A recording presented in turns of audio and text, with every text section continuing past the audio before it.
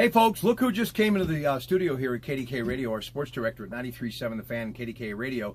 He, of course, right now giving his afternoon reports on both stations, and I'm sure the big story, or at least one of the big stories, has to be Pitt, Penn State. Yeah, it is. Obviously, they're only going to play 2 more times, maybe ever in football. I mean, I'm not confident that that's going to happen again. So tomorrow at 8 on The Fan, I mean, your chance to see what should be a hell of a ball game. Okay, McSorley, Pickett. Pickett's youth.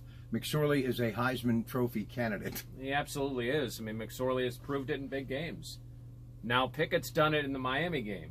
Can he do it again at home? And can the Panthers pull another upset? I love the way the kid approaches the game. Penn State's offense is really good. I don't know. It's kind of a pick 'em game in my mind. I can see it going either way. All right, what about Miles Sanders? Tell me about this guy. The guy's really good. I mean, he was big time coming out of high school at Woodland Hills. I mean, everybody wanted him. He chose Penn State basically over Pitt, and he's now the guy. They make comparisons. I've heard the comparisons to Saquon Barkley. I would say let's hold off a little bit because Saquon was really good. But in one game, he scored the game-winning touchdown. Steelers at Cleveland Sunday. I worry about this game for the Steelers. I do. Antonio Brown hasn't played at all in the preseason. There's been nothing said of that because of the drama over Le'Veon Bell. He said today, will you be ready? He said, we'll see. I think he will be, but what are they going to do without Le'Veon? Cleveland's going to be hungry. They're going to be fired up.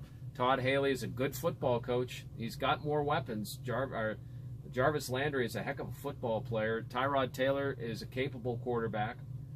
They have some issues, I think, on their offensive line, but, man, I think this is going to be a tight game. Last year they were tight games, and they shouldn't have been. Browns didn't win a game all year. And remember, Myles Garrett is healthy, and he's been saying since the day he was drafted he could not wait to compete. Wait to compete against Ben Roethlisberger. All right, Friday night football. What's going on in football? Well, if you want to go down to the Pit, you can watch Quaker Valley Aliquippa, which at one time would be a laugher, right? Not now. Now it's Quaker Valley, the defending state champs, and it's Aliquippa trying to get back to that position by a coaching change. Also tonight, Central Catholic NA. That's a huge one. And then you have Bethel Park and West Allegheny. So that's a good 5A game. So there's a trio of games. There's obviously some other good games out there, but those 3 highlight the schedule. Real quick, who do you like in this Pitt-Penn State game?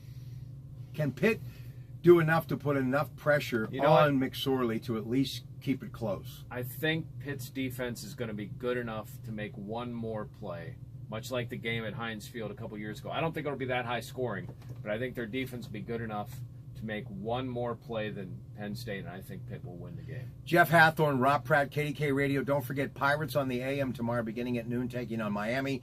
Pitt, Penn State all day, right up until 8 o'clock kickoff, Heinz Field. Bill Hillgrove and Company, Pitt IMG Sports, 93.7 The Fan. Good afternoon.